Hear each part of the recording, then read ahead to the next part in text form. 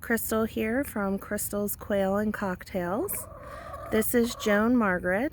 She is a white leghorn. She looks smaller to me than other white leghorns that I've seen. Maybe she was just the runt in the group, I don't know. She's the only white leghorn I've ever had. She started laying eggs a couple weeks ago, but I have not gotten an egg from her in the past couple days. So I don't know if she's egg-bound. I don't know if she's laying it and eating it somewhere. I have a rollout nesting box, and she was using it before.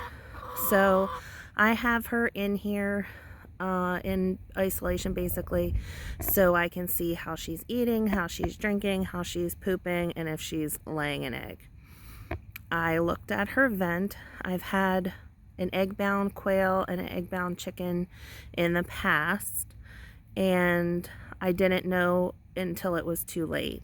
So they're basically under their vent was swollen, and if you tried to look at the vent, like if you were trying to sex a bird, it was like full, like you couldn't, like it was like tight, I guess. Maybe that's the right word to say. Like the vent was wide, but it was like tight.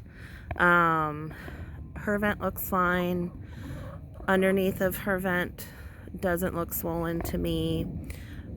She is acting a little odd. She's gone in and out of the coop, so maybe she needs to lay her egg. I'm not sure. I use this small chicken tractor. It's on wheels. I can move it around for a variety of things. For broody hens, if I have a broody hen, I stick them in here for a couple days. There's no real place to nest. It's broken in 3 days. I use it for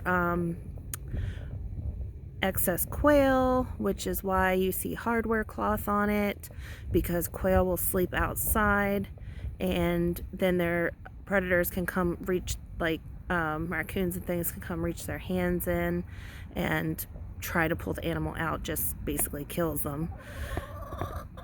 I've used it for turkeys when I'm starting turkeys. Just so many reasons, because whenever you add new birds to your flock, you want to isolate them. If you're raising chicks, they're isolated, right? Because you're brooding them for a couple weeks before you put them in with your flock. But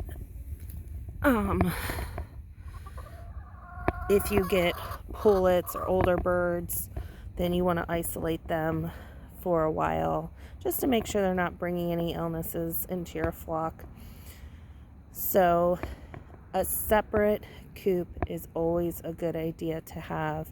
There is a small nesting area in this coop, but the birds don't seem to care much for it, so it does break the broodiness cycle. I've used it many times for that. I have a larger version of this that I use for meat birds and turkeys and whatever else I may need in between those times, and you can block the nesting box off. So I've also used that for broody birds too. But if that is in use, then I have the smaller one. The other great thing about this, it's so small I can move it around.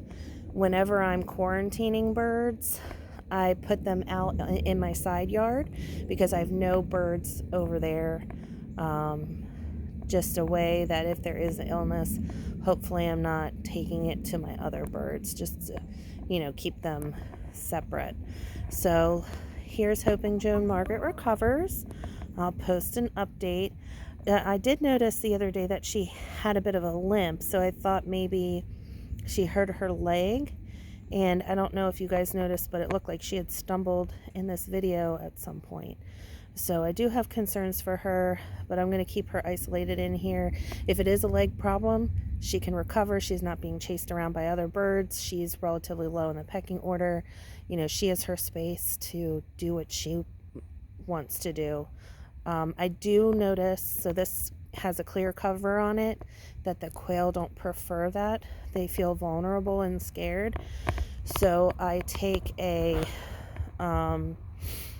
shower curtain that has like a foresty scene on it, and I cut it in half and put it underneath of the clear part so they feel like they're hiding in the brush. That seems to make them calm.